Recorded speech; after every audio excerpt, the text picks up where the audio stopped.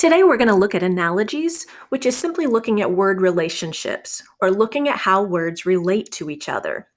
So here's an example of an analogy. And you might be like, what are those colons or what are those dots? This is how you read this analogy. Cold is to hot, as wet is to dry. Basically, what we're looking at is how do the first two words relate to each other, cold and hot. So if you look at these first two words, cold is to hot. Hopefully you're telling yourself, oh, those are opposites, those are antonyms. Cold is to hot. Well, in an analogy, the first two words have to relate to each other in the same way that the last two words relate to each other. So if cold and hot are antonyms, wet and dry must also be antonyms. So that is the analogy. We have two words that are opposites, cold and hot, relating in the same way as wet and dry are opposites. Now, there are several ways that analogies will show word relationships. One is actually part to whole. So if you look at this example, finger is to hand as toe is to foot. Finger is part of a hand, just as toe is part of a foot. And again, the first two words in the analogy have to relate in the same way as the last two words. Another type of analogy is product to thing. So we have milk is to cow as wool is to sheep. Milk is a product that comes from a cow, just as wool is a product that comes from a sheep. And again, the first two words have to relate in the same way as the last two words. The next common analogy type is a characteristic, or one word describes the other word. Red is to apple as blue is to sky. So red describes the apple, just as blue describes the sky.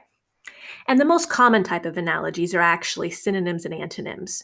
So in the first example, we have pretty is to cute as mad is to angry. So we have synonyms, or they can also be antonyms. Hot is to cold as pretty is to ugly. Hot is an opposite of cold, just as pretty is an opposite of ugly. Now, there are more types of analogies, but basically what you have to do is look to see how do the first two words relate to each other. And then the last two words must relate in the same way. Now, what you're going to do for analogies is you're going to have to put a word in this blank here, keeping in mind that the first two words must relate in the same way as the last two words. So let's look at hot and cold again. Hot is to cold. We said earlier those were opposites. If these two words are opposites, then I need to put a word in this blank that is an opposite to nice.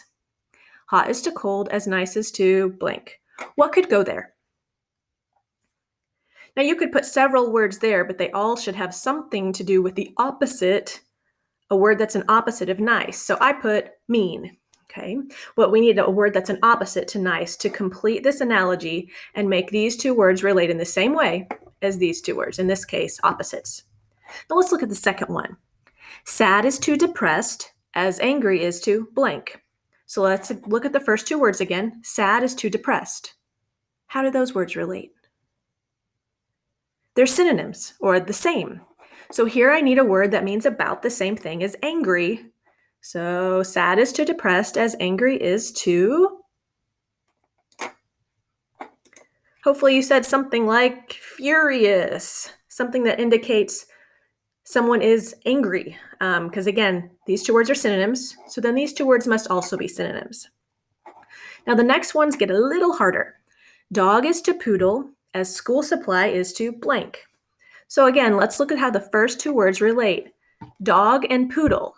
Now you might be like, well, those aren't synonyms, they aren't antonyms.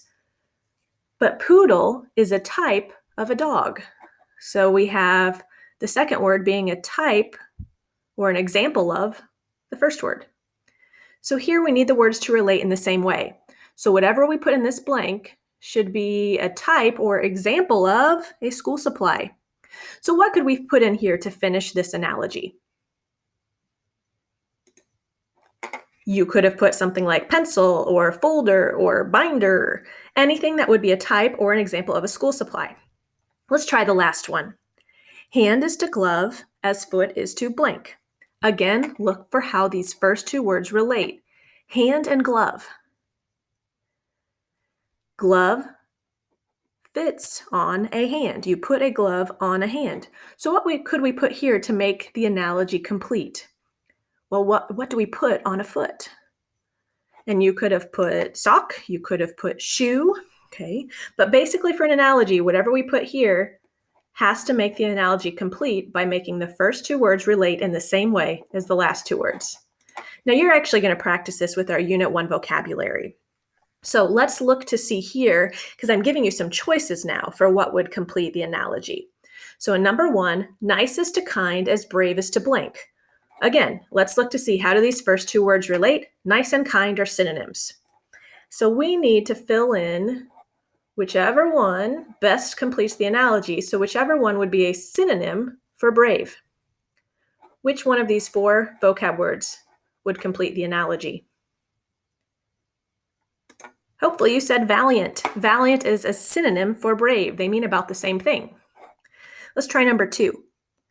Diamond is to hard as desert is to blank. This one's a little harder. What do you think would fit there? We have barren, cower, singe, or sheepish. Okay, hopefully you said barren. Now you might be like, well, this one's hard. Well, let's look at how these first two words relate. Diamond is to hard. Hard describes a diamond. So here we needed a word that would describe a desert. Okay, well, what does barren mean? Empty, nothing growing there. That fits. Hard describes diamond. Barren would describe a desert. Now, I would always do a process of elimination. If I wasn't sure, I'd be like, well, barren works, but I'm not sure if it's right. Let's see if cower fits. Diamond is to hard as desert is to cower. Does cower describe a desert? No. Does singe describe a desert? Not really. Does sheepish or shy describe a desert? No. So if I'm between barren and singe, let's look back. We have diamond is to hard. Hard is an adjective that describes a diamond.